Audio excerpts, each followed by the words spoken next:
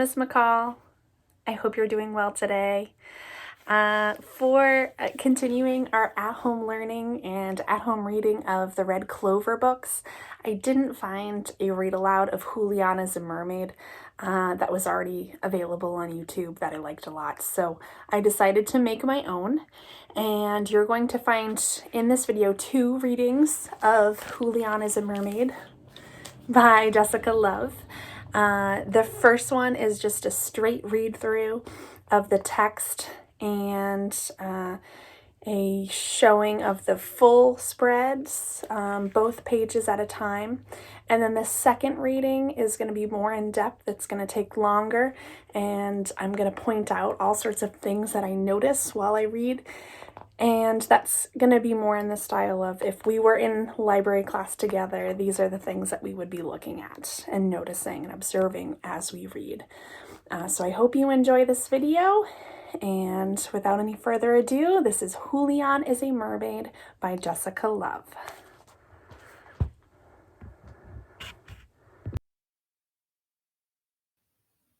Julian is a Mermaid, written and illustrated by Jessica Love.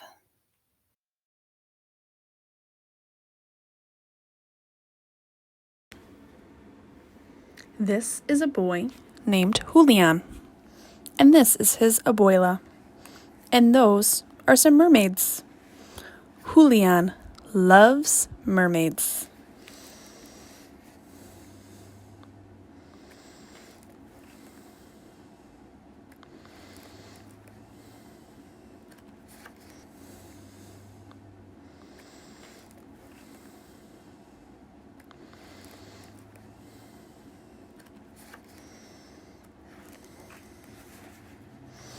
Vámonos, mijo. This is our stop. Abuela, did you see the mermaids? I saw them, mijo. Abuela, I am also a mermaid. I'm going to take a bath. You be good. Julian has a good idea.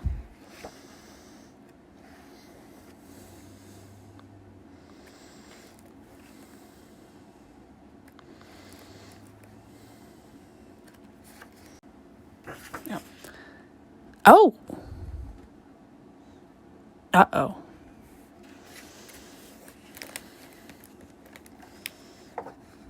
Come here, mijo. For me, abuela? For you, Julian. Where are we going? You'll see, says abuela. Mermaids, whispers Julian. Like you, mijo. Let's join them.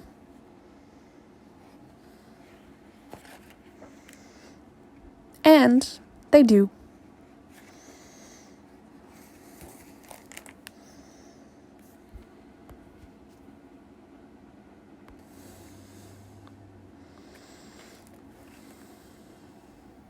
This next reading of Julian is a Mermaid is going to slow down and show you some details on the pages. Notice how when we meet Julian, even before the title page here, on the front end papers, Julian is swimming. So he's kind of a fish from the very beginning. I like how on the title page, the mermaids are behind him, and his focus is only on his abuela. He hasn't quite gotten a glimpse of them yet. But then, as they board the train, that's where we see the text, Julian loves mermaids. You can see how focused he is on them. This next page, without the words, I love how we can see everything transform in his mind of how he wants to jump right from his book out into the water and swim right away with all the fish who look super colorful. And there's Julian's fin appearing, and he's just being swept away underwater. I love this double page. Then he notices that tail, and boy, you see from the last page kind of the shock, and this next page, the pure excitement and joy. And now that we've read this already, we can connect this page to a later page where his grandmother gives him the necklace out of acceptance and understanding for his dressing up. And I feel like this blue, beautiful, wise old fish is his grandmother. Then he snaps out of the daydream, back onto the train with Abuela. She takes his hand from his daydreams, and he waves goodbye to the mermaids.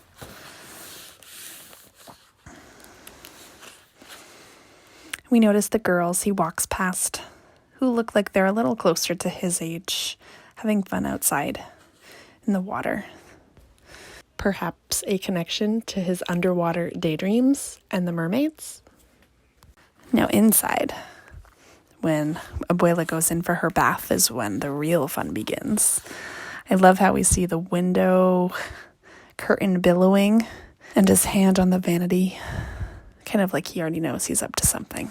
There's his idea. He starts undressing little by little. The ferns, the crown he makes with the ferns and flowers. And he's putting on the lipstick. And ooh, you notice the ferns have a little mess on the next page at the bottom. He's noticing the billowing curtain, takes it, and ooh, what a beautiful robe. You notice how he ties it at the very bottom, kind of like it is his mermaid tail. Just as he puts his hand up, kind of ready for his performance, there's Abuela. That face makes you a little unsure of what she's thinking and how she's feeling. And there she goes. Uh-oh. He goes from oh to uh-oh. And ooh, what is Abuela thinking? Seeing Julian with all of this face of makeup and dress up and expressing himself in a way that makes him happy and proud. Unless, perhaps, Abuela doesn't agree. Will she be disappointed? But she says, come here. And gives him a necklace for him. I love this page of them facing each other. Where are we going? He's looking very proud on this page. He's holding his head up high. He's holding his tail. And notice how he and Abuela seem to have everyone's attention. You'll see. Mermaids, whispers Julian. We see one of the mermaids dressed up with a very large set of high heels there. I love that we can see the path to the party with all the confetti on the ground there. Julian looks a little concerned, but Abuela says, come on, mijo, and they join the parade together. All those mermaids, just people, expressing themselves and dress up in costume however they want. I've got lots of wild hair, lots of colors. Some people look definitely more imaginary.